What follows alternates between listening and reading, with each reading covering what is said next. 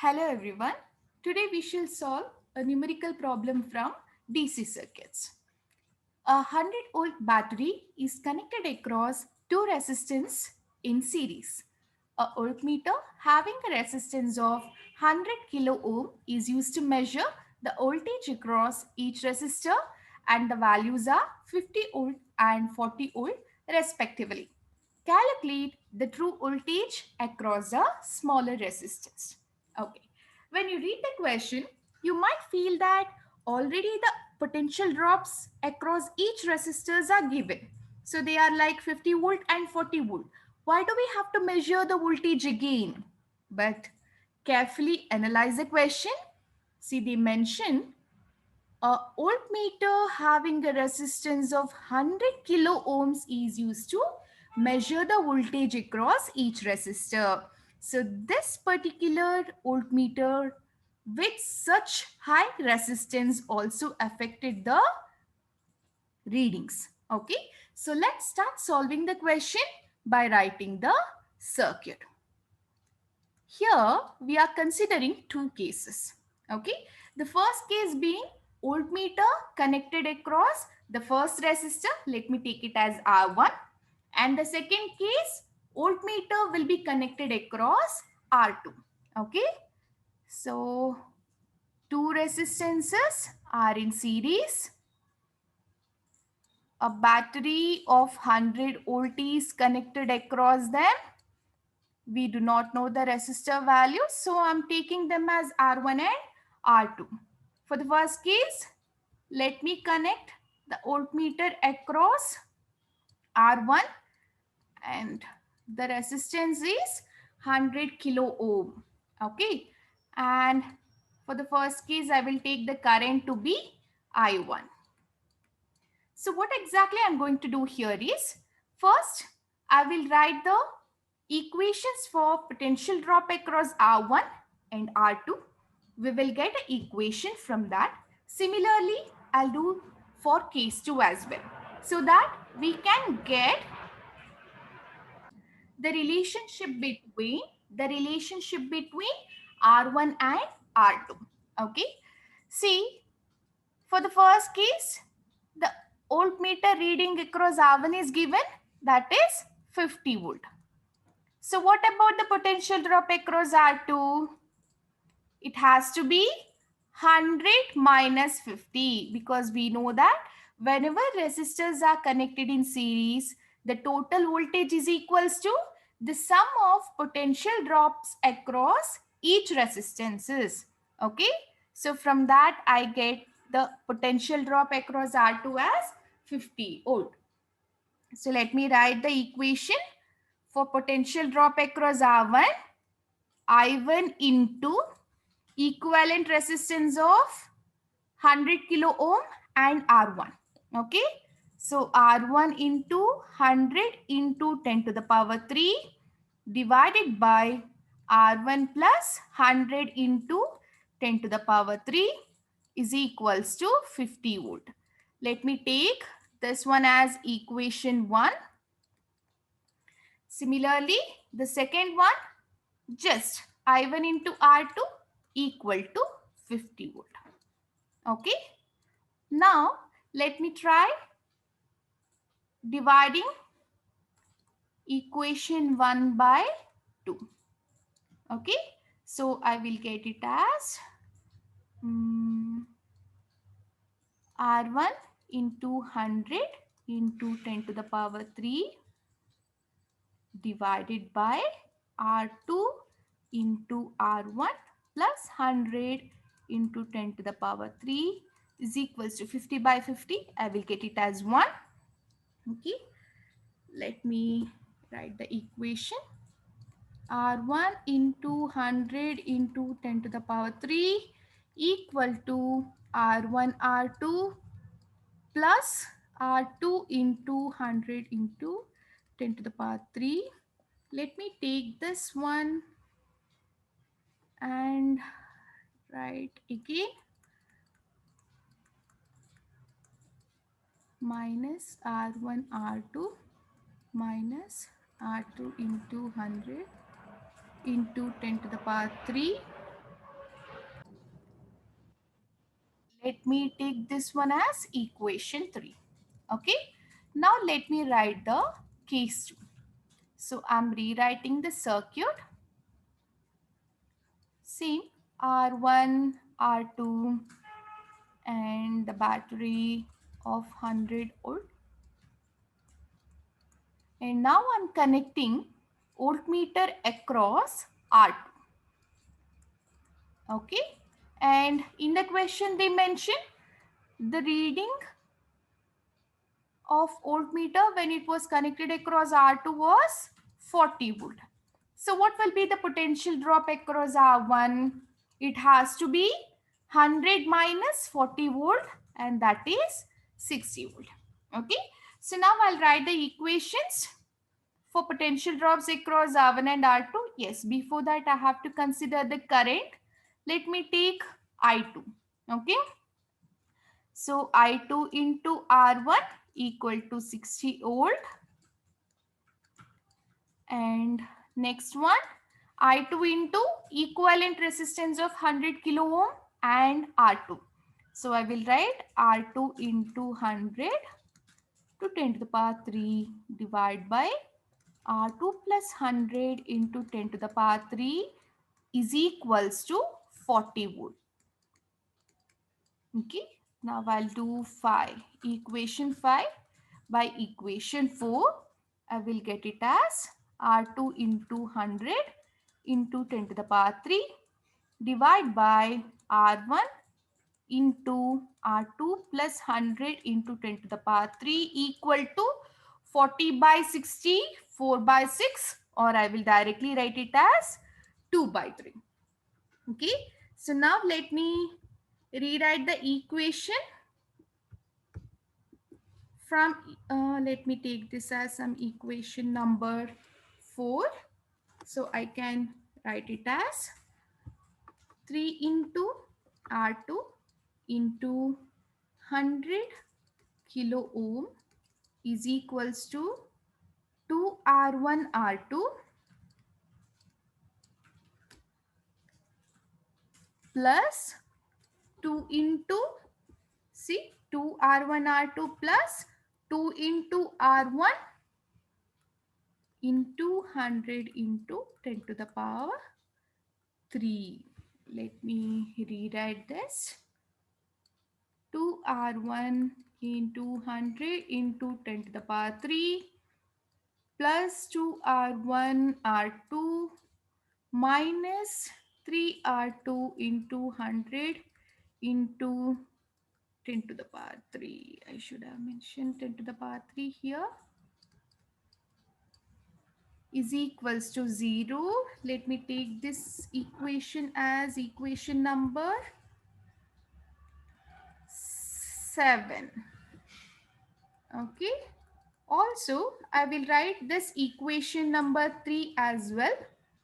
So it was R1 into 100 into 10 to the power 3 minus R1 R2 minus R2 into 100 into 10 to the power 3 equals 0. Okay. So why I have written this equation again? Because we have to solve equation 7 and 3 to get the relationship between R1 and R2. So the best possible way is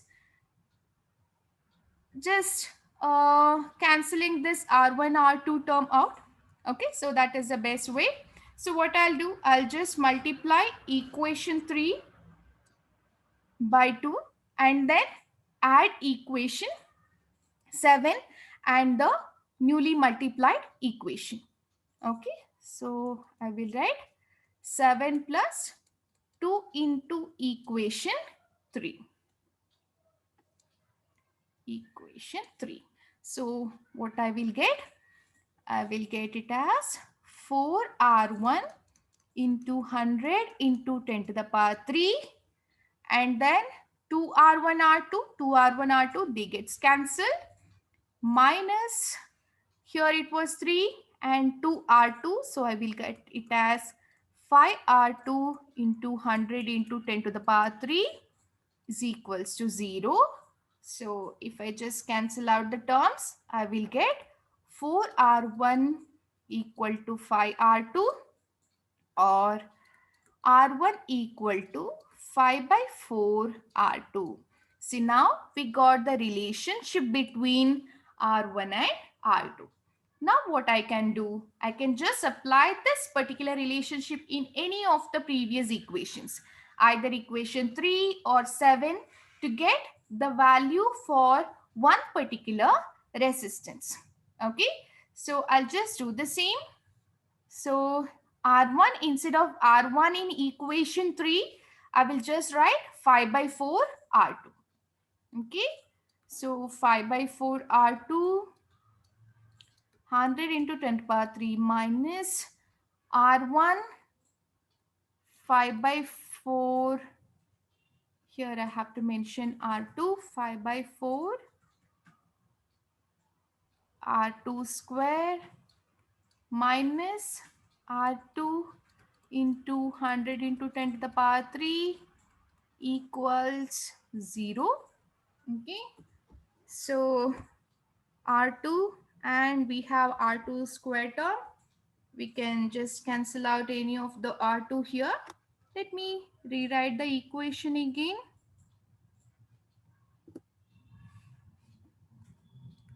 5 by 4 into 100 into 10 to the power 3 R2, and then we have one more term minus 100. Okay, minus R2 into 100 into 10 to the power 3 is equals to 5 by 4 R2 square. Okay, so I'll take out all the terms. 5 by 4 R2 square, correct. Okay, so what I can do, I can take out the R2 term. 5 by 4 minus 1 into 100 into 10 to the power 3 equals 5 by 4 R2 square. I will divide by R2 completely. 5 by 4 minus 1 will be 1 by 4 into 100 into 10 to the power 3 is equals to 5 by 4 R2. So I will get my R2 value as 100 by 5 into 10 to the power 3 is equals to 20 into 10 to the power 3, sorry, ohms, or it is 20 kilo ohm. Okay, so now we get the value for R1 as R1 equal to 5 by 4 R2. So 5 by 4 into 20 into 10 to the power 3 equals, we get it as, I guess, 25 kilo. Okay, see, the smaller resistance we got is 20 kilo ohm. So now we got both the values for resistances, 20 kilo ohm and R2 is 25 kilo ohm. Okay, but in order to measure the potential drop across either R1 or R2, you should know the value of current. Okay, so what I'll do, I'll just consider the series resistances and then the total current I into R1 plus R2. 20 kilo ohm, let me write it as 20 into 10 power 3 plus 25 into 10 to the power 3 is equals to, what is the total voltage? 100. Okay, so now get the total current from this first. 100 by 45 kilo. Let me just do the calculation. 100 by 45, and I'm getting the value as 2.22 into 10 to the power minus 3 ampere. Okay, so now get the potential drop across a smaller resistance.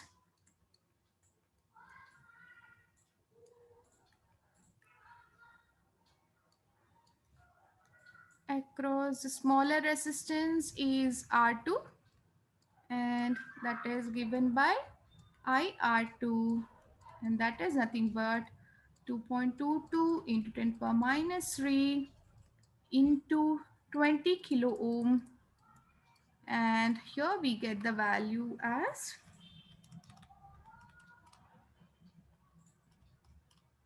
44.4 volt.